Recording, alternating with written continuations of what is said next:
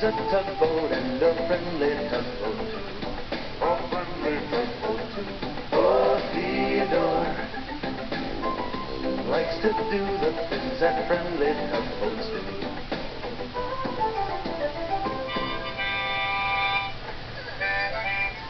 Hello. I'm just learning a new song on my harmonica. Oh, can you hear that? Yeah. They're fixing my roof today, and the repairman keeps playing this loud music on his radio. Could you keep it down up there? Thank you kindly. Where was I? Oh, right.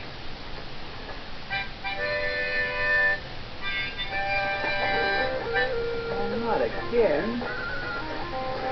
I've already asked him once to stop, but he won't listen to me. And I'm the harbor master. Now I know how Theodore felt that time he tried to bring his ship into the harbor. Who wouldn't listen to him?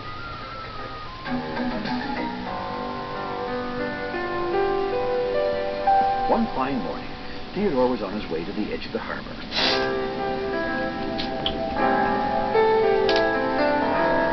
I'm taking a cargo ship, he called to Blandford. Theodore felt proud to be the tug in charge of a ship, all by himself. Blandford the bellboy, who lived out where the waters of the harbor met the wide open ocean, dinged his bell. "Big job," he said, "but you're the tug to do it." Theodore smiled again, but then he saw the ship heading towards him. The ship looked kind of rough and scruffy.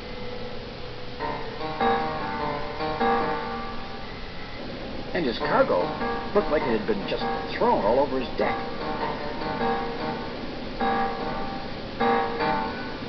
Still, Theodore smiled his best, welcomed to the big harbor smile, and floated out to meet him.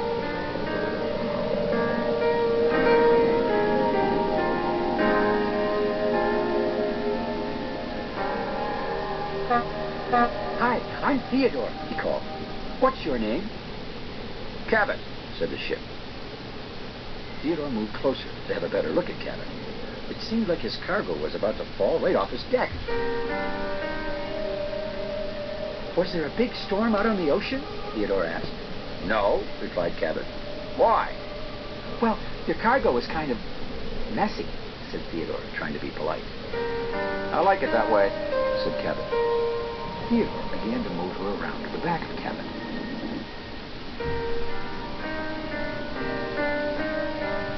"What are you doing?" Cabot wanted to know. "We're supposed to check to make sure ships are safe before bringing them into the harbor," replied Theodore. Cabot really didn't look very safe to Theodore. In fact, the closer he looked, the less safe Cabot seemed. "I'm safe," said Cabot in a loud voice. "I visit harbors all over the world. Have you ever been to another harbor?" "Well, no, not yet," answered Theodore. "But I still can't tow you into the harbor until I'm sure you're safe." "You don't have to tow me in," interrupted Cabot, "because I'm going in by myself." Well, Theodore couldn't believe his eyes. Cabot cruised right past him, heading towards the big harbor.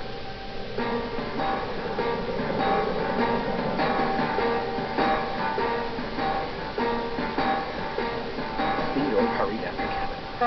"You better let me button my tow rope onto you now," tooted Theodore. "We're almost in the harbor." "I want to go in by myself," insisted Cabot. "It's very busy today," explained Theodore, still trying to be polite. "And you've never been here before." "I know how to go into harbors by myself," snorted Cabot. "But you can't dock yourself," continued Theodore. "It's not safe." "Well, I'm bigger than you," interrupted Cabot, "and you can't stop me." Cabot made a sharp turn and roared right past Theodore, swiping Bedford as he went. The little buoy went spinning wildly off his spot. "Sorry about that, Bedford," called Theodore. "Are you okay?" Been better," said Bedford, sounding pretty woozy. Theodore carefully moved Bedford back to his spot. "That ship isn't so safe," said Bedford. "That's what I think," Theodore frowned, and set off after Cabot again.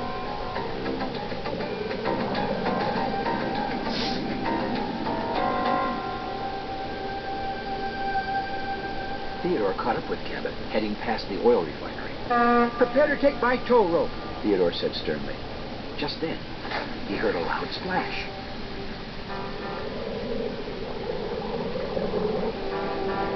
It looked like a piece of cargo had fallen off Cabot's deck.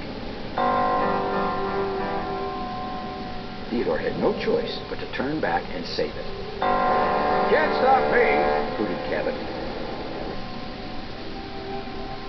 Well, Theodore was beginning to think that Cabot was right about that. And he started to think that if he didn't do something to stop him, there would be a lot more trouble than some overboard cargo and a bumped bell buoy. But he was also starting to wonder if there was anything he could possibly do about it.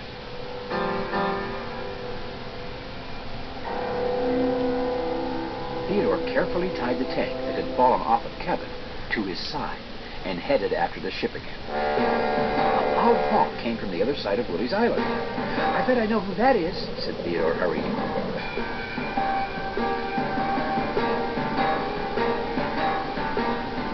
He went that way, Bedford shouted.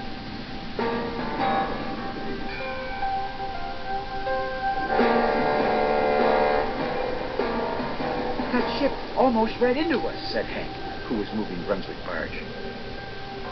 That's Cabot, puffed Theodore. I'm his tug in charge. Looks like he's in charge of you, grinned Hank. Trouble? said Brunswick. No, replied Theodore. You see, Brunswick was always looking for thrills and shows.